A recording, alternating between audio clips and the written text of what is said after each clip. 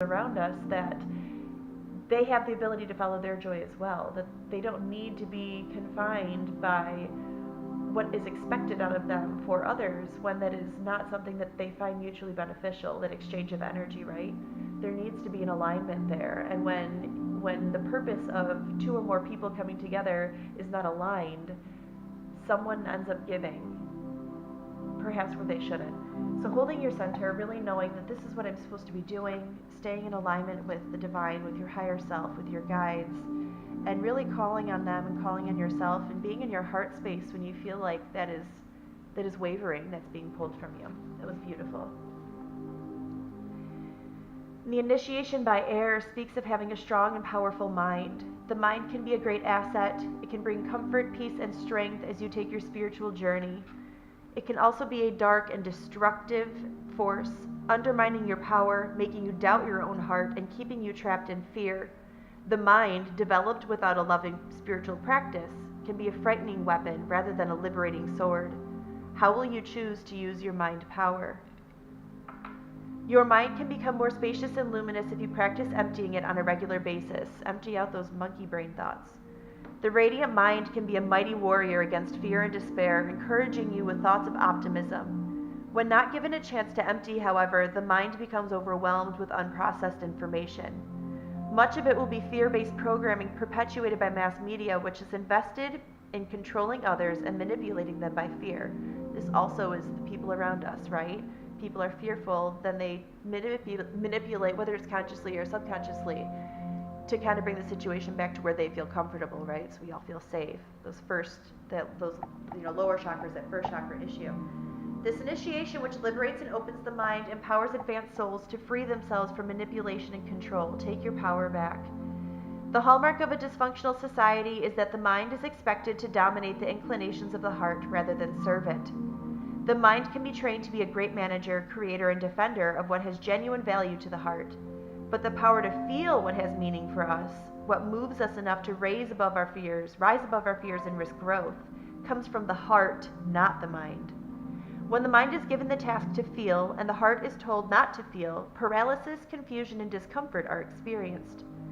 As you enter into this initiation, you will feel the need to step back from where you have been taught to learn to question what you once held to be true. As you disengage from habitual mental patterns, you will begin to observe your thoughts rather than being swept up in them. Soon you will begin to experience yourself as the peaceful, steady light of love that you are in truth. Will the mind go through its motions? Yes. However, there is no need to be afraid of this. One step at a time, your spirit guides shall guide your mind back towards peace. You will change the way you relate to your own mind, becoming more empowered. As you soften the strident action of the mind, you will see that you can use your mental gifts wisely rather than allowing them to cause you pain. Those who have strong mental energies can accomplish much in terms of communication, invention, and creativity, but they often also suffer from destructive self-talk and mental obsessions. They may even be addicted to thinking, which can wear them out and create cravings for sugar that can lead to depression and illness. Instead, it is much better to regularly take time out from the mind and to be in the moment, feeling energized, playful, and at peace. Your mind is a powerful creature. Tame it with persistence, compassion, kindness, and strength. Give yourself rest and an opportunity to switch off and empty your mind as regularly as you can. There is no need to judge or despair. This is an advanced initiation and one that is brought to you only when you are ready. Consider it a sign of your spiritual progress. The world will benefit from you as you learn to handle your mental energies more constructively. This oracle is indeed an omen of greater peace and happiness in your imminent future. Thank you for that, Spirit. That was a beautiful message as well. So these are all really tying in quite well to what I felt when I tuned into the Divine Feminine in general. There is that feeling of between places and not feeling connected to anything. You know that there is the divine, there is the energies and the guides around you. You know this is there. You can feel in your heart in and out that it is there, and some of us may be more connected to that more often than others. And then you have the people around you, those who have always been there and those who are new, those who have been in the past, etc. You know that they are there. You know that you've had a connection, but maybe that connection is shifting. Everything is kind of changing right now, right? There's a topsy-turvy feel to everything. And really staying in our heart space is what is going to keep us aligned with what is best for our soul, for our journey, for our ascension, for our purpose, and keep us on the track to where we need to be. Okay, let's see what we get out of the Triple Goddess Tarot. Spirit, please give us some clearly defined guidance for the Divine Feminine Collective. Please show us where we have been. Please show us where we have been. Let us see where we have been, please. What are we coming out of?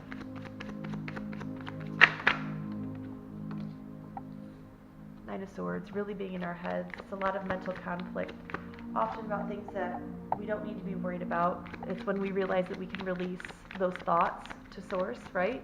We can release those out to the universe to be taken care of. These aren't concerns that we need to be worried about. We should be feeling, not thinking. We need to get all of this emotion going on in the heart space, to get the thoughts out of the head. That's where we tend to not do what we are being guided to do in our hearts, right? It's the card that doesn't truly exist. What have we been in our heads about, Spirit?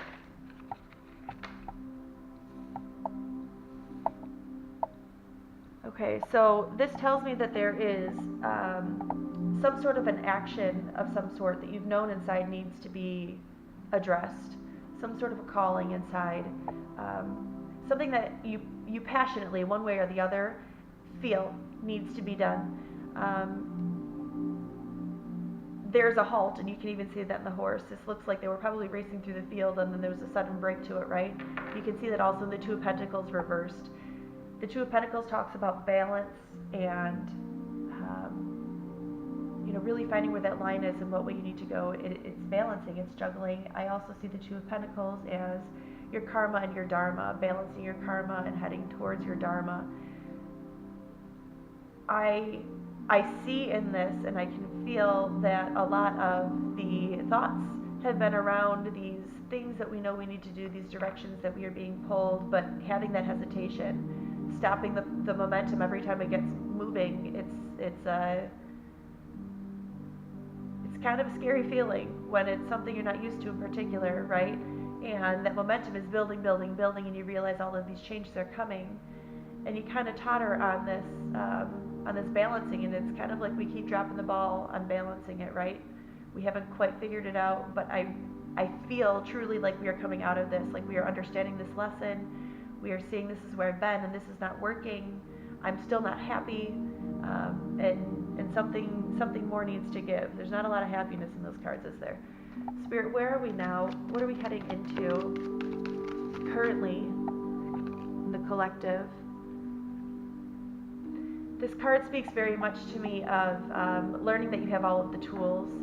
You have the emotions, you have the thoughts, you have the passionate drives, and you have the more grounded, earthly-based things that you need to get all of these things to come to fruition. And the orbs around her, the spiritual guidance, really being in the middle of the triple moon, coming into your own. She's learned these lessons. She's understanding that she has all of the tools now, and it's just implementing these tools. She's at the end of this path, right? You're kind of like at the end of the graduation. She's walked this path, and she finally has been able to take her seat in the middle here. This is really a beautiful card. Is there anything else that we need to know currently for the Divine Feminine? What would really help us to embody all of these energies and these lessons that we have been experiencing and integrating and really kind of getting the hold on in all ways of life? It's a difficult balance to get. I'm right there with you. It has been a ride, hasn't it? Okay, the Two of Swords. This didn't come out, but it did flip over. So that to me says that there are still some hesitant thoughts around this, knowing that things need to be done, but not really wanting to take the action towards the Sun card. Also just flipped towards your happiness, kind of just sitting there somewhat passively, waiting for more direction. We have all of this watery energy behind us. It's not very calm energy. If you can see in the card, you can see that the water is kind of splashing up on the rocks, so there's definitely movement there. Our energy, our emotional energy is guiding us somewhere. It's really pushing us from behind to go, go, go. We kind of have this little